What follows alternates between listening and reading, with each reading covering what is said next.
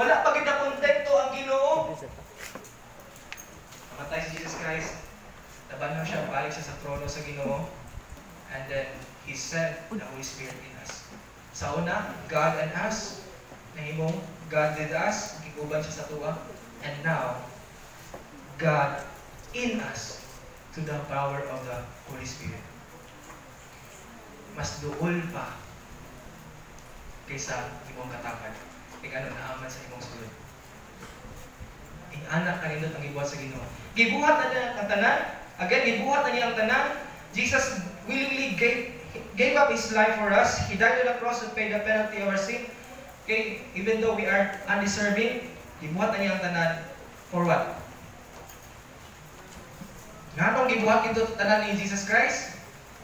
For what? For us to have a relationship with God. And that would be emphasized sa atuwa. Nganong tinabuhat na ito ni tanan, nganong gialaw sa Ginoo ang kam, nganong gialaw sa Ginoo ang tanan-tanan nganing mahitabo. Kay gusto sa Ginoo na makipagrelasyon ang Ginoo sa imo. He wants to have a relationship with you. Though sometimes kitang tanan usahay wala tayo pakialam sa Ginoo, part lang siya sa tuwang life. Eskwela ko, Monday to Friday, swipe, study, buhat kaon, tulog. Marag part lang si Jesus, ay, Sunday na po.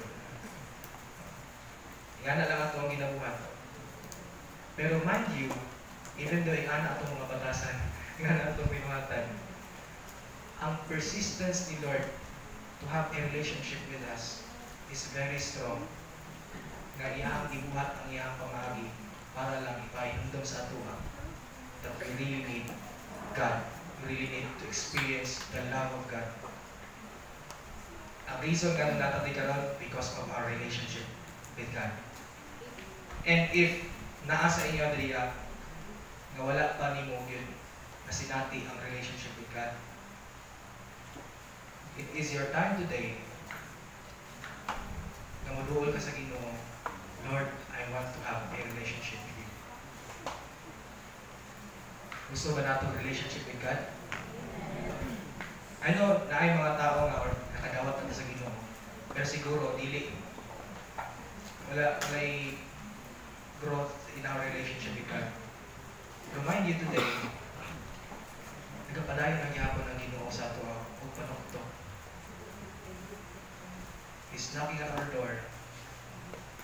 Padayon niya po niya sulti sa ato ang relasyon in town ni Mundong sa ako ba? Adam, where are you? I don't know your name. Ano yun lang ko? Where are you? I'm knocking at the door of your heart.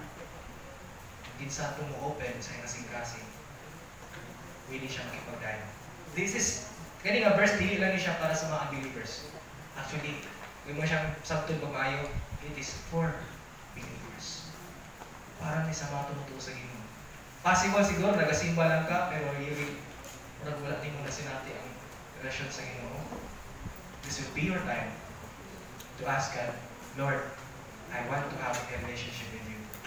I want you to become the Lord of my life. Siguro more familiar na tayo sa tuang word na Lord. Lord, patawad, makatalo. Pero actually, if you really understand what is Lord, nakasabutin mo sa Lord, naku, kaya na siya meaning.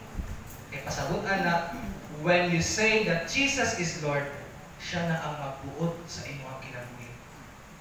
Dili na ikaw. I know every one of us has this sinful nature, na selfish kaita. Pero in our relationship with God, we should allow God na mo'y mamuhat sa atong kasing-kasing as the Lord of our life. He must be the Lord. Siya dapat ang magbuot sa imong kinabuhi. Not only sa kada Sunday, but even in your decisions in your life. Make Him the Lord. He is already Lord, pero would you allow today, would you allow tonight, na siya na, or siguro kailangan mo i-renew mong vow with the Lord.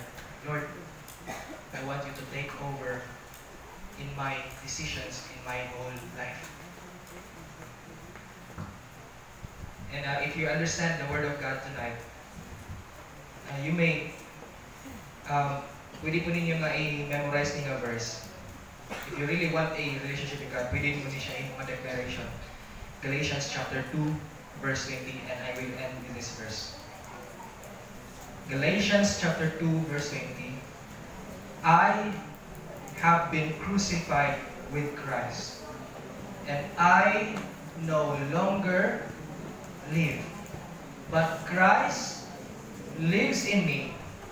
The life I now live in the body, I live by faith in the Son of God, who loved me and gave Himself for me. Again, basahin natin tanan. Galatians chapter 2, verse 20. I have been crucified with Christ, and I no longer live, but Christ lives in me. The life I now live in the body, I live by faith in the Son of God, who loved me and gave Himself for me.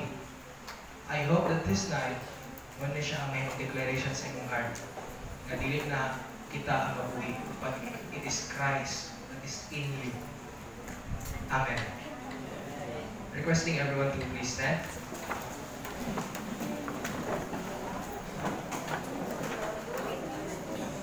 It's your time to ask the Lord. Kung wala pa ka nakasinati sa relationship with God, ask the Lord today. Lord, be my Lord of my life.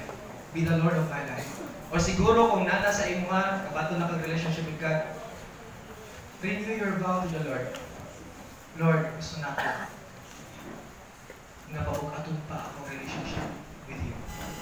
I want to deepen my relationship with you.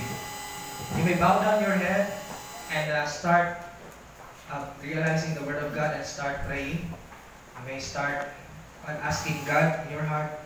You may start kikistorya sa iya sa iyong desire to have a relationship with Him and to deepen that relationship with God.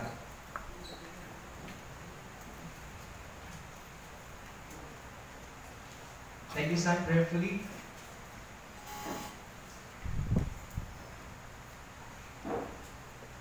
Thank you, Lord Jesus.